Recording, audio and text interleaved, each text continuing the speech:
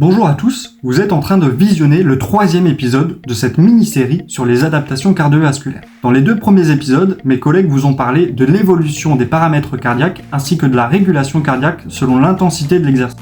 Aujourd'hui, nous allons nous intéresser à la distribution du sang au cours d'un effort.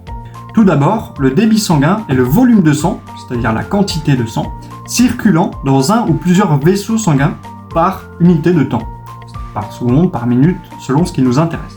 Donc le débit sanguin, on le sait, il augmente au cours d'un effort, puisque nos muscles ont besoin de plus d'oxygène pour fournir l'énergie suffisante à cet effort. Ainsi, le débit cardiaque est proportionnel à l'intensité de l'exercice.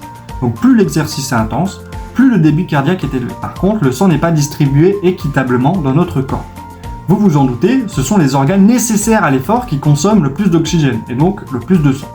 Donc, pendant l'effort, le sang circule plus vite dans l'organisme. Mais où va-t-il ? Pour comprendre quelle est la distribution du sang dans notre corps, regardons ce graphique. Sur ce graphique, on peut observer l'évolution du débit sanguin en fonction d'un organisme au repos à jeun et d'un organisme actif effectuant des exercices intenses. On y voit qu'un organisme à jeun a un débit sanguin de 5850 ml de sang par minute, tandis que l'organisme actif a près de 3 fois ce débit, avec un total de 17 400 ml de sang par minute.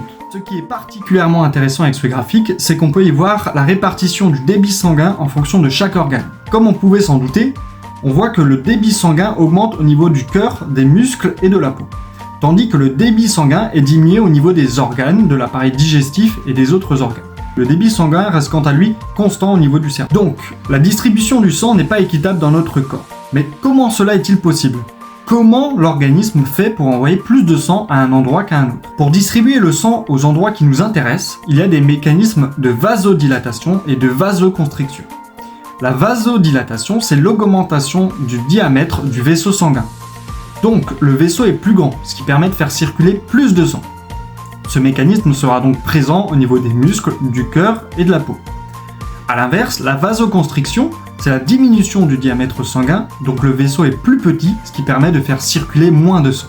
Il y aura donc ce mécanisme au niveau des organes de l'appareil digestif et des autres organes. Voilà, vous savez tout sur la distribution du sang au cours d'un effort.